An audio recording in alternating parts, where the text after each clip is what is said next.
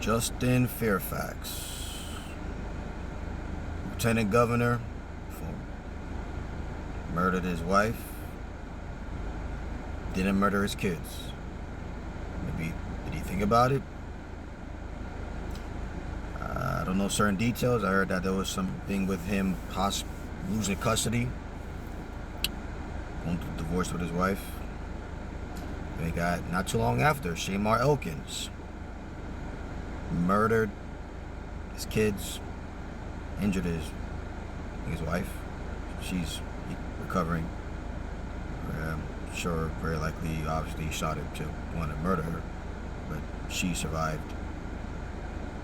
And both of these guys are husbands, were husbands. Domestic violence.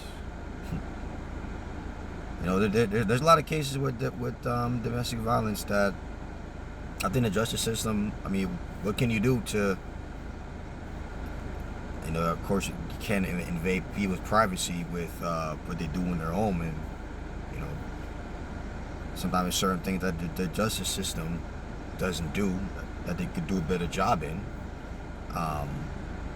Certain people maybe get a charge for something, for a DV, and they're released shortly after, and some of them are not rehabilitated for however long they're in jail for, especially that they have a history of being violent. And a lot of people would advocate and say, man, keep these people in prison for the rest of their life. If there's no clear sign that these people are better, different, changed, keep them in there. But I heard that Shamar Elkins had a gun charge from before, and I don't know all the details around that. I heard he was an Army vet. Some people may say something about PTSD they had. I don't know. But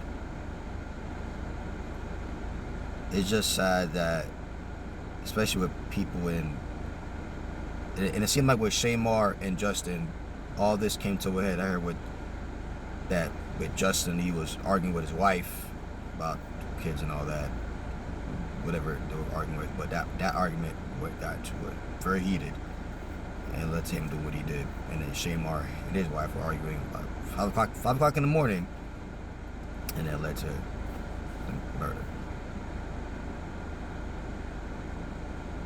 What a world that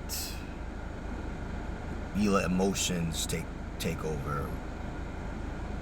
Years ago, I was with a woman that, things were not good with her. Long story short, lied on me. I defended myself. She lied on me about something, and I got a DV charge. That was years ago. After that, I left jail 6 days later, and I never went back. I didn't stay in a hostile situation, because there's frankly people that everything is a problem, everything is a conflict, everything is drama, even small things. There's people that don't know how to disagree well. Disagree peacefully. There's people that do, whether it's their personality, whether it's trauma from whatever, that you just cannot deal with. There's people who don't have the personality for a relationship. They think they're ready for one, but they're not. They think they're ready, but they're not.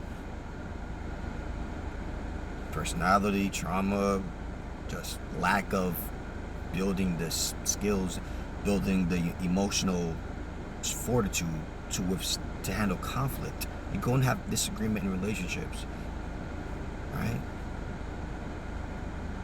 And there's people that, maybe that Shamar guy did have some PTSD coming in, and they saw the red flags. The woman saw it. She still stayed. There's people that see these horrendous red flags with their partner, and they've instead of separating, let them stay. Right? So, even the other day, to be a little transparent, my wife and I had a bit of a disagreement, and it got dealt with pretty quickly. It was resolved pretty quickly. Why? Because I'm generally a pretty calm person. She's a very calm person. We did get a little riled up, a little bit, not super crazy. To be honest with you, She called me out on something, and of course my flesh didn't want to admit to it. But I thought to myself, is your wife dumb? Is your wife foolish? Have you not said she's a very wise woman of God? Discerning? Yes, she is. Could it be God can be using your wife and vice versa? It could be God can use you to also reach out to her. God can use her to refine you, to shape you, to correct you, and to help you be better. The flesh don't want to hear that. The flesh don't want to be like, no, you're misreading it. You're not right here. But really honest, you know what? Although I don't want to admit this about myself, but you're right. And I let humility take over. I finally, I remember this. My wife is a very brilliant woman. She's very discerning. What she's saying is right. She called me out. I didn't want her to, but she did. So I began to just, shh. I listened. I humility. Pride is one of the big things that destroys relationships. And both of y'all, nobody is relaxing. Nobody. Very likely things are gonna boil over to get violent.